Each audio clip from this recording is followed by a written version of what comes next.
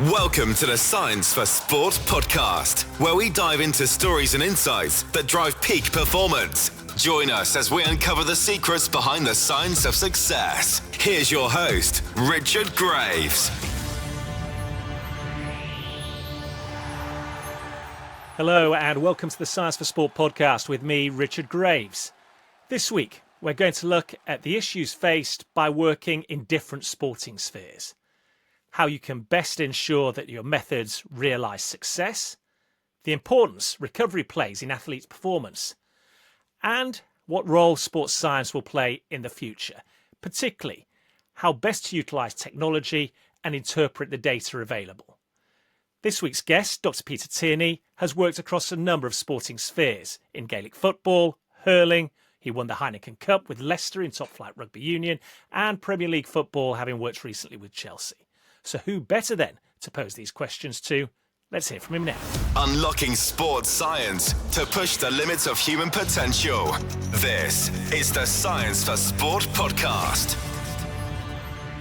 Peter, thanks for joining us on this week's episode of the Science for Sport podcast. You've got a career going back over a decade working in performance and sports science across multi-sports and different environments. For those that aren't familiar with your work, give us your brief resume, please. Yeah, thanks for having a bit of time to chat today.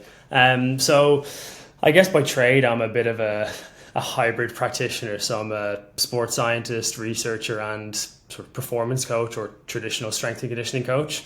And yeah, my experiences, I guess, over the last sort of 11 years have been within sport anyway, have been across mostly rugby and football, and also just some other sports in Ireland, maybe Gaelic football, some swimmers and some runners as well. And then as well as, or in between those experiences, I've also worked in industry. So I worked in Lululemon in their product innovation team. So focusing on performance apparel and working with their ambassadors, which tended to be a lot of runners and other sports outside of those sort of traditional team sports.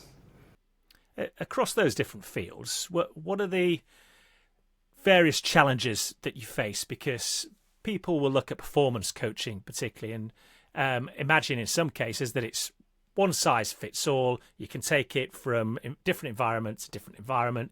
That's not the case, especially when you're dealing with business and sports. So what are some of the challenges that you've encountered and what have been some of the success stories? How long do we have, I guess, is my question back to you. Plenty of challenges, and I think one of a few key things for me is that every environment is different.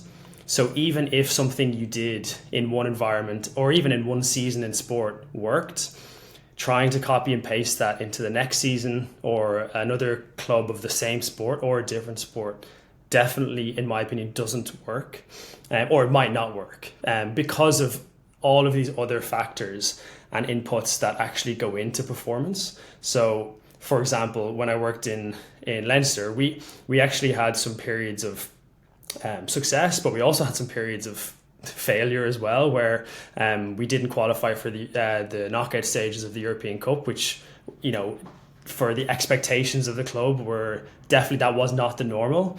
And so, you know, if we did the same thing across those seasons, it wouldn't have worked. But also equally, when we did have some success, if we just replicated that the following season, all of the other teams in competition have copped on to the strategies or have also developed, whether it's a physical side or an analytic side or a tactical side, they've caught up. So you always have to keep evolving and progressing. So that's definitely one piece. And the second one, I think, is also that when I've gone to different environments, be that different sports within the sports industry or even outside into sort of innovation or industry or performance apparel, every industry, but also every organization has their own language.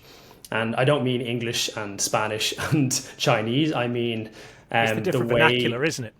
Yeah, the vernacular, the terminology, and this sort of way of doing things. So going from rugby to football, very different language, very different style of communication, all speaking English, of course. And particularly then, obviously, going to apparel, you're dealing with different people, designers, developers, marketing, Whereas in sport, maybe there obviously are those teams as well. But if you're working in this sort of performance environment, you have, as a performance coach or sports scientist, you have doctors, physiotherapists, athletes, and coaches. So all of those pieces are definitely different. But I guess just the awareness you should have is probably a common skill or trait across being able to work in different environments. It's interesting that you mentioned working in rugby union over in Ireland. For those that are familiar with Leinster, one of the bigger clubs across Irish rugby with great expectations. Of course, you achieved huge success there in 17-18, winning the Heineken Cup, beating Racing 92 on that occasion. I think Stuart Lancaster was the coach, if memory serves me correctly. What were the methods that stood out to you that were employed during that season, and was there a key factor, mentally as much as anything else, that you feel enabled Leinster to get over the line? Because it was a huge hurdle for them psychologically at the time. Yeah, it had been a couple of years since Leinster's sort of previous European Cup success. There's so many, again, like I said just earlier on, there's so many factors that go into these sort of successes. And of course, there's a little bit of luck that does go into it. I think if I remember correctly, Racing had a drop goal attempt at the last second to sort of draw the game and then go, extra time. And I think we either charged it down or put enough pressure on that their player had missed that attempt. So, we could be chatting here today and that outcome could have been very different based off 20 seconds of a very specific situation. So I'm definitely conscious of that. I'm also conscious that what happens in one season isn't always necessarily the success of just that season. And what I mean by that is what happens in the previous season and probably the previous seasons before that for that group of players all contributes to the success at the end point. And so of all the training and the development of fitness, the skill development, the tactics from the previous season contributed equally, if not more, to that season of sort of European success. Two things, I guess, that I think are worthwhile maybe discussing, and again, you can probe if you think otherwise. But one is, particularly in Leinster, there's definitely quite a good foundational system within the academy. So all of the schools and clubs that feed into the Leinster Academy are quite, I would say, aligned or attuned to each other anyway. So there's a certain understanding of the expectations of what a player would need to be at from a physical or a skill perspective, leaving the school system or the club system, entering into the sort of sub-academy and academy systems, and then also from the academy into the senior squad. So that's quite a seamless process compared to a lot of other rugby teams and also a lot of other organisations. So I think Leinster have a unique advantage in that sense, so that by the time, for example, we got players to work with in the gym or on the pitch, they have this foundation or base of movement proficiency, strength, skill, that it's easier for us then to layer on top the maybe some more advanced methods in the gym, or again for the skill and pressure demands that the coaches are placing on them in training. They have the foundational basics that they've developed through those years. So I think that's really important to consider in the sort of bigger picture of maybe some of the success, and probably one of the reasons why Leinster is such a successful club sort of year on year now. How you measure that success is obviously maybe trophies or otherwise, but they're always a team that are competitive, I guess, within the top tier of rugby competitions. And the other one then, which I think, I was just going to say, without meaning to cut you off there, if it's a big moment for Leinster as a team, you were in a better position than most to observe what it meant to Stuart Lancaster, because he wasn't too many years removed from the huge disappointment he'd endured as coach of England and the World Cup. So to bounce back, how much did that, do you think, mean to him, and what do you think it did for him as a coach personally?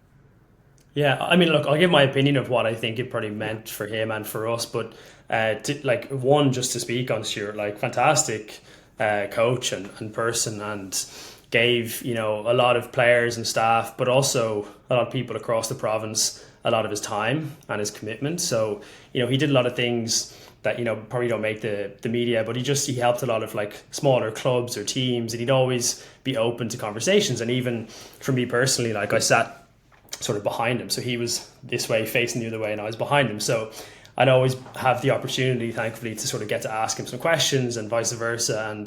And even just when I decided to move on from Leinster, because I had another opportunity in the UK, I was able to speak to him about some of that.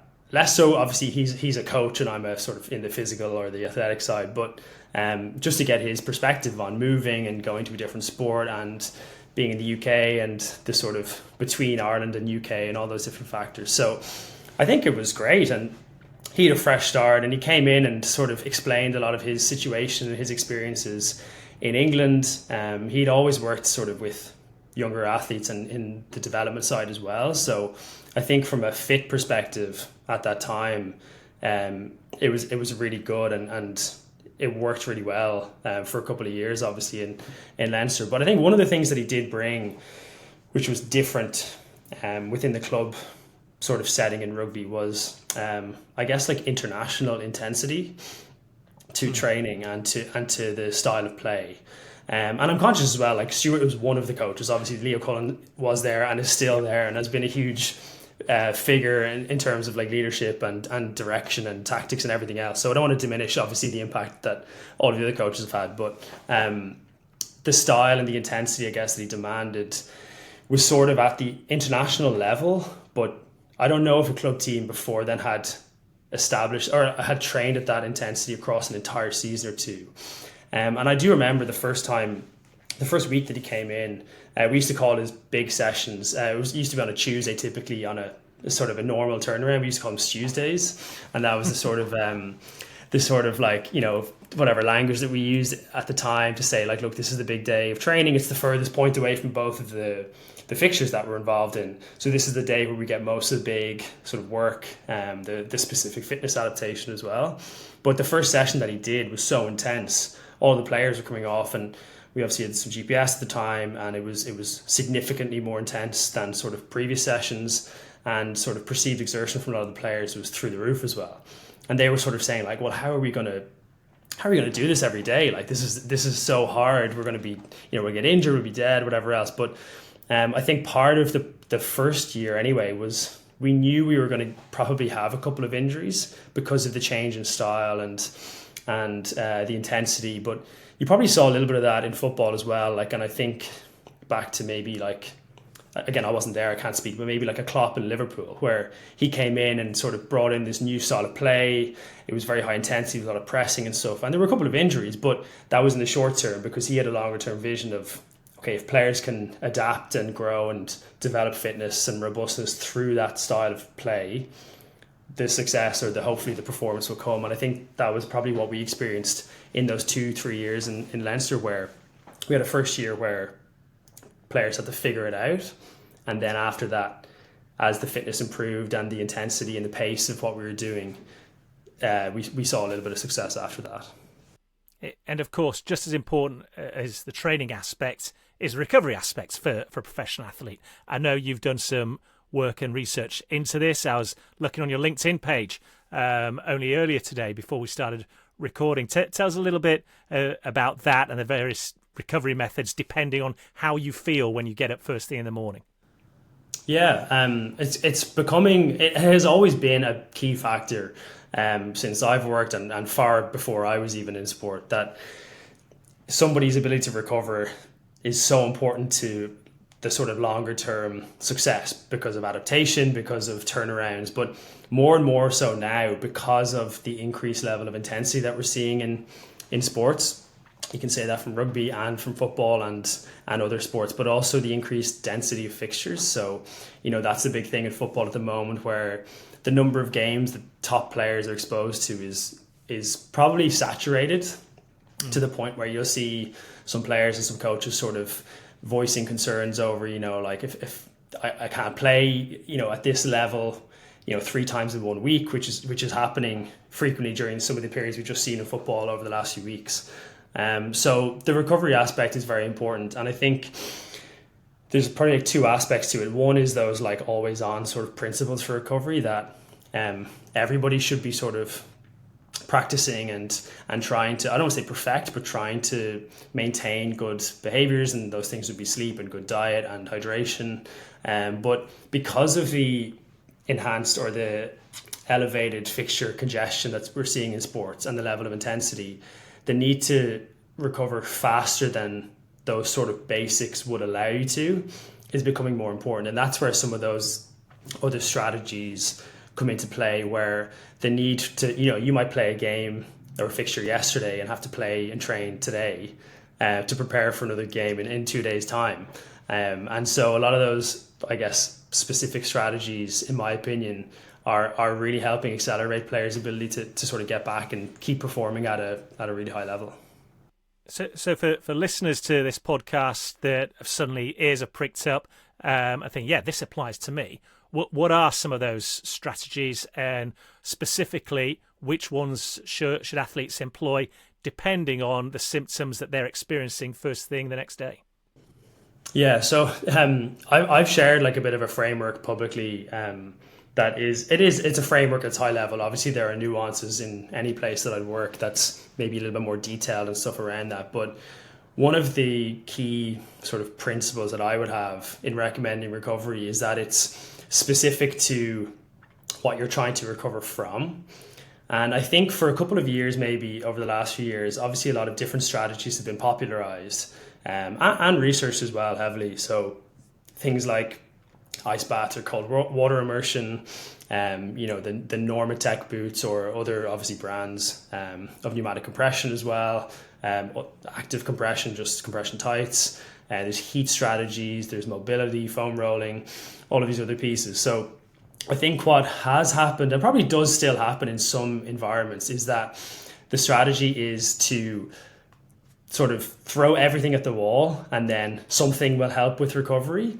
I personally would prefer to steer away from that, because with most or some recovery strategies, there does come a little bit of sort of stress on the system as well. And, the example of that is sauna. You can get some cardiovascular strain from being in the heat for prolonged periods of time. You can become dehydrated. And if you do all of those things, firstly, it takes an athlete a lot of time to get through, all of the strategies I've just mentioned, on top of gym work, training, video work, sleep, and also, life outside of that, relationships, whatever else they have. And so part of the philosophy that I have is that people should be specific to what they're trying to address. One, to be efficient, but also that it targets what they're sort of experiencing. So an example of that might be if an athlete or person has a high level of soreness, like muscle soreness. So, quads, hamstrings, glutes are very sore. One of the things we do know from the research is that cold water immersion can help with reducing soreness or perceived soreness and muscle damage. So that, for example, might be a strategy that aligns with if someone feels sore. But if somebody feels tired, that same cold water immersion strategy might not be applicable or relevant, or maybe as efficient at addressing how tired someone feels. Maybe a nap is the best thing, or some meditation, or whatever it might be. So I think that's probably the high level sort of distinction between trying to get some feedback from athletes themselves on how they feel. And there are layers that, like I said, when I'm in somewhere, I would sort of marry that with some other objective markers that we'd collect. So whether that's something from a questionnaire, or whether that's sort of GPS or physical output, if it's a team sport, or if it's a runner, it might be, distance accumulated or heart rate load as well.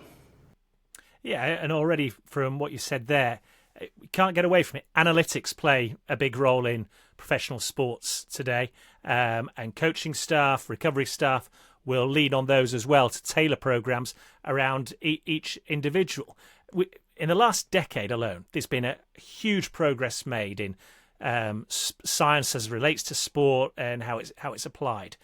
Where do we see this going from your experience? What's on the horizon? What's the area where we're going to see giant strides made in maybe the next 5 years, in your opinion?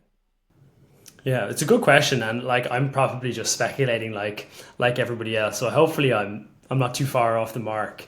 I think over the last few years anyway, before I get to that point, you've seen this firstly within sports, you've seen an increase in intensity, like we said, at the top levels, and an increase in fixture density or competition schedules. And that's across, rugby, football, NBA, across multiple sports. You're seeing that, and that's probably because of money, brand, all these other factors and components that go into these obviously sports. I'm thinking from an internal perspective of working with athletes, but there's obviously the other components of TV, broadcasting, sponsorship, all of the other pieces. There are external pressures, aren't there? 100%. And so that's one thing I think that we have to just be conscious of. But over the last 5 to 10 years, I think what you've seen is this massive uptake or increase in usage in technology. And I think there's a few reasons for that. One, just from a technology perspective, it's just gotten better.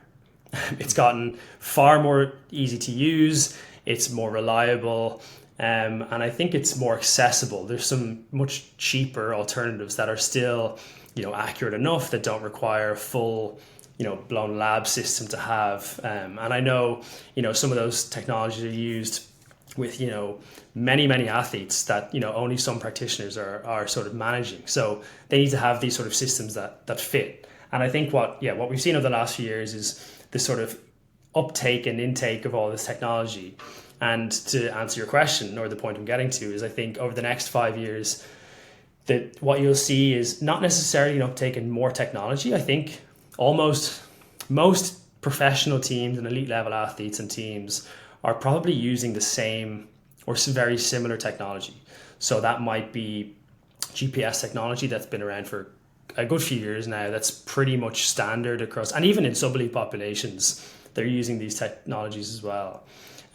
You'll see obviously some of the gym-based equipment, so whether that's like force plates or velocity-based training. Again, those tools are pretty standard now. I would say they're standard practice. And then also now you've seen over the last few years an increase in these sort of like wearables that athletes have. And there's definitely a bit of a dilemma, I think, for some people, in that some of the athletes are purchasing or using this technology themselves, separate to the team sort of sports science support or performance support. And I've experienced this with athletes and coaches who I've spoken to, and they've sort of come to me with this problem, I guess, of, okay, I'm a practitioner working with a team, and we're as a team making recommendations on load and recovery strategies and training intensity and everything else. And then I have this subgroup of 10 or maybe 30, 40, 50% of my athletes who have adopted this wearable technology, and they're coming in with conflicting messages. So, for example, Richard, you come in and you're saying, okay, I've got, my wearable is saying you need to recover today, take it easy. And I'm the sports scientist and the performance coach saying, well, this is our most intense training. This is our Tuesday.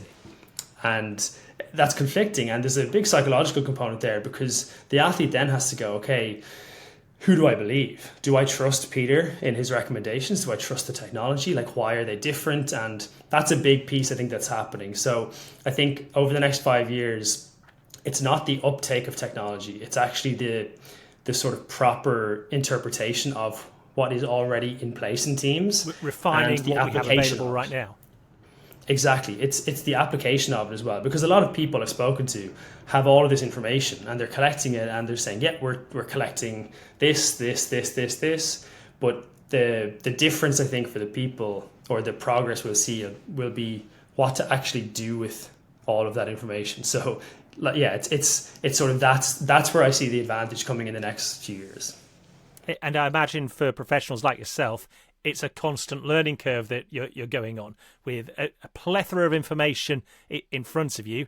The only way you excel is to be able to interpret that and then relay it in a way that's understandable to both the athletes and coaching staff alike. Definitely. And one of the challenges, particularly with a lot of technology, is that because it's so good now, and you can get firmware updates, sent remote wirelessly and remotely, and they can correct for things, and there's algorithms that smooth data and change it and alter it for the better.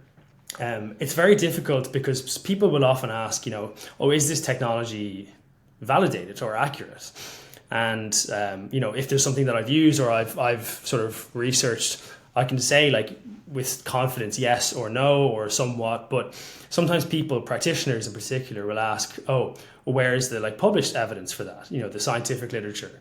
But the technology is iterating so fast that by the time some research gets published in a scientific journal, the next model or two is already out. And so, for example, I think recently or last year I read some research on the Apple Watch, I think maybe 4, and I don't know what model is out now, but it's the Ultra 2 or something is the newest one. So, I'm on the Apple Watch 5, so I'm way behind the times. You're way behind. So the challenge is trying to keep up with the companies and the technology just iterating itself. So I guess the space that's really interesting is for practitioners, and this is the kind of space I enjoy, is sort of applied research, sort of real world research, in that, as soon as something, or even maybe a beta version, if I've done some stuff with some companies in the past, they might send that to me. I might validate that versus, what we consider an in-field gold standard. So maybe heart rate, for example. And then you sort of have a data set maybe on yourself or on some athletes that you work with that you can sort of provide with confidence. You can say, well, actually, the research that published was on the models 2 years ago and it says it isn't accurate, but actually the information that I have specific to the population I'm working with is actually telling me that it is accurate. And that's where I think there's a bit of a challenge in that, do you trust sort of what's published because it's maybe a little bit outdated, or do you or where do you go with the sort of, answering those questions for people? You see, Peter, this is exactly why we have this podcast, so we can pose those questions and hope that you can give us the answers. Listen, we're out of time for this week's episode. It's been fascinating. I promise you I could go on for another half an hour right now, so we'll perhaps have to revisit this at a point later down the line. But thank you for your time, and for people that are interested and want to know more, where can they find your thoughts on different methods and keep up to date with your latest work? Yeah, I mean, I could chat for hours, I'd say, on a lot of this. So happy to speak again, definitely. I post. I try to share some thoughts and things on social media. So on Instagram, LinkedIn, a little bit on Twitter, but probably mostly Instagram. So it's my handle or username is Dr Peter Tierney, and that's me on Instagram and LinkedIn as well. So yeah, I mean, selfishly, I get quite a lot from sharing stuff on online as well, because often I have people who will correct me or tell me I've forgotten something, or update me with some of the work that they've done, and then I get to iterate, I guess, in real time. So yeah, it's that's a two-way street, right?